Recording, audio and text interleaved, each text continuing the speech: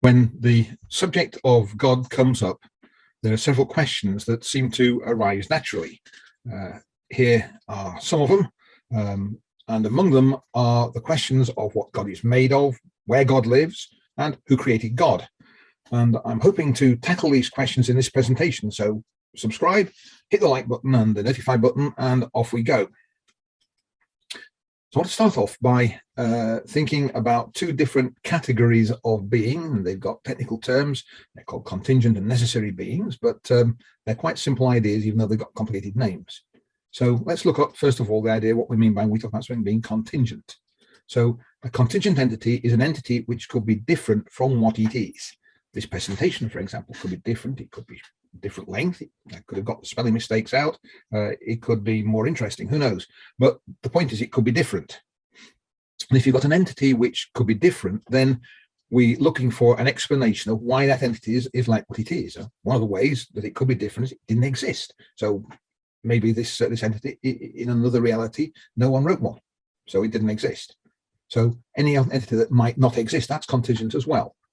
And a contingent entity requires an explanation. So if something exists, we have to explain why it exists. It's a contingent entity. Or if it's like a particular thing, let's try and explain why it is like what it is. If we want to know why it's like what it is, then we have to explain that. And that requires some other entity to explain the contingent entity. So I've got a contingent entity and it's something else to explain why it's like what it is. This presentation is contingent, could be different.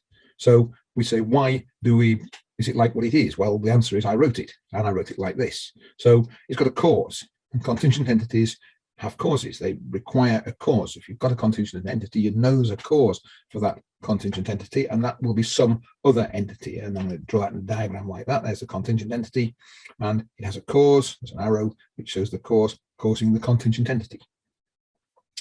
The other kind of entity we talk about is a necessary entity.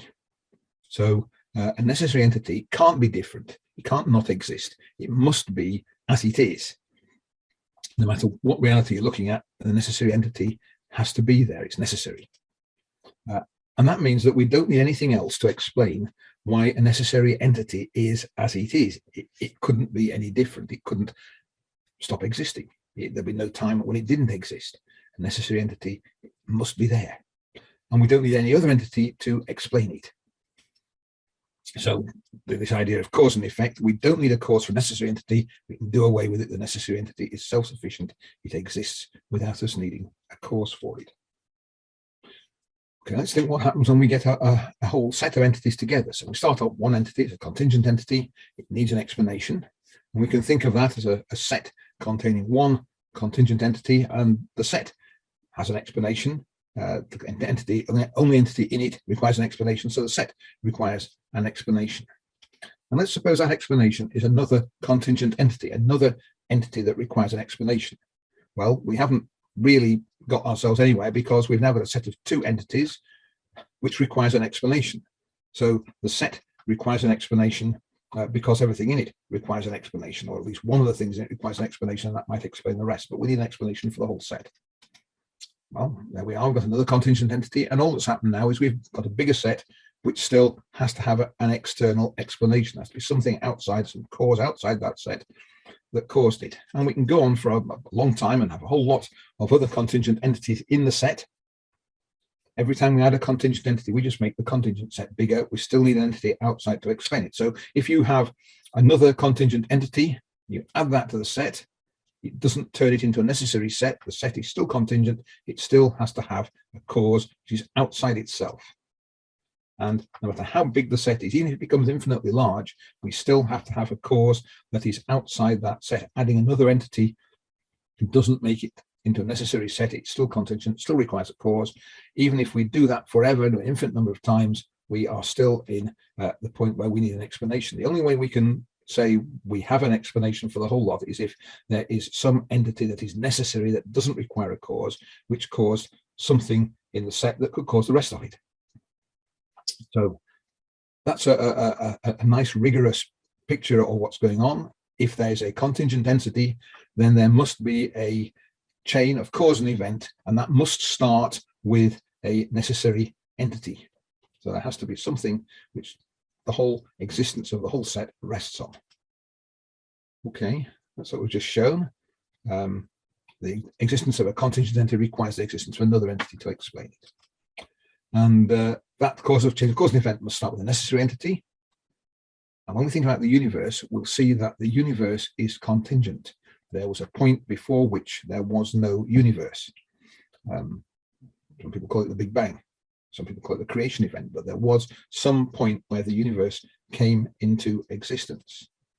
And that means that because the universe is not necessary, should I say, it's contingent, outside the universe, there is a necessary entity who caused it. Might have caused it through agents, but in the end, it all goes back to a necessary entity who caused the universe to come into existence. And the Bible calls that entity God. Well, that argument is logically complete and it's mathematically rigorous. Unfortunately, it's fairly involved. Have I presented it reasonably well? Is my presentation convincing? Let us know what you think about it in the comments, and we'll see if we can do something more to improve it if it's not up to scratch. Anyway, what does that tell us about God? Well, first thing it tells us is that God is outside the universe. God isn't made up of the universe, he's outside it, and he isn't made of things that make up the universe. So he's not made of anything in the universe. So we talk about what the physical nature of God is. Well, it isn't a physical nature if by physical you mean made of the things that make up the universe. God is not like that. And the second thing we can get is that God made everything in the universe, made the physical laws that make the universe work. He made all the matter in the universe. There's nothing in the universe that can limit what God is like. In fact, the only thing that can limit God is God himself. He can choose to limit himself, but apart from that, there are no limits on it. And what's interesting there is that that's unlike the God of the atheists, especially the God of the new atheists, but the God of any atheists. If you read a book like God Delusion or God is Not Great, they're all talking about a God who is a sort of big version of the Norse gods, or the God of thunder, or the God of lightning, or the God of rain, or something. The God of the Bible isn't like that. The God of the Bible is outside the universe, and the universe doesn't limit the God of the Bible. The atheists are talking about a totally different God, and it's worthwhile remembering that if you ever end up talking to an atheist. What else? Well, we know that God is a necessary being. What does that mean about it? Well, first of all, nothing created God. God didn't just come into existence at any point. God has always been there, and God must always be there, and he always will be there. There won't be a point where God ceases to exist. God is from everlasting to everlasting, as the Bible puts it. No beginning, has no end. God is always there, and nothing can limit what God does. Just what God chooses to limit himself to. He can choose not to do something, or he can choose to do it. That's up to God. And the last thing, of course, is that everything else, everything that exists, everything in the universe depends on God for its existence. And that's quite interesting, because in the Bible, the name of God, well, it comes from the phrase I am. It's only one word actually in Hebrew, but it's English, it's several words. The words I am talk about God. So there we go. This is in Exodus chapter 3. Moses is talking to God. God is sending Moses to deliver the children of Israel from Egypt. And Moses asks God, he says, if I come to the people of Israel, I say to them, the God of your fathers has sent me to you. And they ask me, what is his name? He says, what shall I say to them? In other words, he's asking God what his name is. And there's God's answer. God said to Moses, I am who I am. He says to the people of Israel, I am has sent me to you. It's an interesting name for the God on whom the existence of everything else depends, but who automatically exists, who must exist. This is the God who exists. This is the God who made everything else come. Now, that text there was written about 1400 BC or thereabouts, written 3,400 years ago in the Middle Bronze Age. And it's quite interesting, of course. There's no one that knew about the Big Bang. They know that solved Einstein's field equations at that point, and even made iron implements. So for the Bible to tell you this about God is quite an amazing thing just in its own right. Anyway, it's the name of God, I am, and God says, this is my name forever, thus I am to be remembered throughout all generations. God's name is a derivation from the word for I am. One other point we want to look at, there are people who say, well, it says in the Bible that God is spirit, so maybe God is made out of something called spirit. Maybe he is, but it doesn't help us very much because we don't know what spirit is anyhow.